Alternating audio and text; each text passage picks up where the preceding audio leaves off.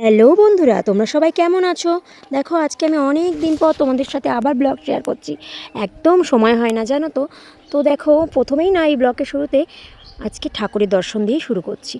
ব্লগটা দেখতেই পাচ্ছ কি সুন্দর প্রতিমাগুলো আমার মাসিমণি সাজিয়েছে। তো আজকে আমি আমার মনির বাড়িতে এসেছি। আমাদের কোনো প্ল্যান ছিল না আজকে এখানে আসার। আজকে আমার বরের যেহেতু ছুটি ছিল রেশনে, তাই ভাবলাম মেয়ে আর বরকে নিয়ে একটু বেরিয়ে আসা যাক কাজের মাঝখানে। তো যেমনি ভাবনা তাড়াতাড়ি করে চলে আসলাম। আর এই দেখো, আমার বর এখানে বিশ্রাম নিচ্ছে শ্বশুরবাড়িতে এসে। আর একদম ঠান্ডা ঠান্ডা ওয়েদারে ওর তো একদম খুবই মজা। আর সত্যিকারে এখানের ওয়েদারটা দারুণ ছিল। চলো, বর এখানে ঘুমাক আর আমি তোমাদের আমার কাকিমণির বাগান দেখাই। চলো, এখানে দেখো উনুন তৈরি করেছে আমার মনি। আর এখানে দেখো এটা পুদিনা পাতা, আমি বাড়ির জন্য কিছু পুদিনা পাতা নিয়ে নিচ্ছি। যা গরম পড়েছে এই সময় তো আমি বাজার থেকে প্রায় পুদিনা পাতা কিনে আনি। তা ভাবলাম এখানে যখন আছে তাই এমনি নিয়েই নিই, তুলেই নিই বাড়ির জন্য। আর দেখো কত রকম গাছ চাষ করেছে। এই দেখো, এটা একটা নতুন তুলসী পাতা গাছ। তো গরুর তুলসী আই থিঙ্ক, আমি সঠিকভাবে বলতে পারবো না, তোমাদের জানা থাকলে বলো। বিভিন্ন রকম ফুল গাছ দেখো, সপেদা গাছ, টগর গাছ, কলা গাছ, জবা ফুল। নর্মালি যেগুলো ফুলগুলো হয় সেগুলো তো আমি জানি যে কী নাম, কিন্তু বাদবাকি যেসব ফুল গাছ সেগুলো আমার একদম জানা ছিল না। আর আমার কাকিমণির খুব শখ ছিল যে এত সুন্দর সুন্দর একটা জিনিসপত্র বসাবে নিজের বাড়িতে।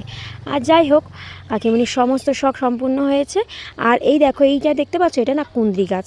চলো, একদিকের বাগান তো আমি তোমাদেরকে দেখিয়ে দিলাম, অপর দিকে দেখানোই হয়নি। অপর দিকে তো আরও বাগান আছে, বাগানে ভরা একদম জায়গাটা অনেকটাই। তাই জন্য কাকিমণি ঘরের বাড়তি জায়গাটুকু বাগান করে দিয়েছে। এই দেখো কত রকম বেগুন হয়েছে, 2 রকম বেগুন।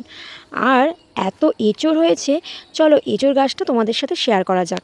প্রচণ্ড এঁচড় হয়েছে, দেখলেই লোভ লেগে যাবে জাস্ট। তো দেখো কি দারুণ না, আমি বলেইছিলাম তোমাদেরকে।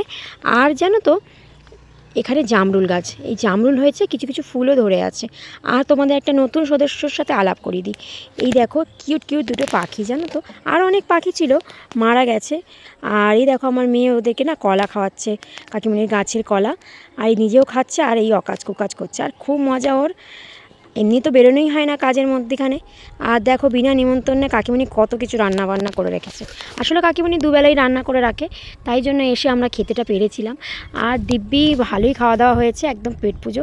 দেখো, এখানে মাছের ডিম দিয়ে আলু ভাজা করেছিল, শাক ভাজা, মাছের ঝোল আর আমের চাটনি।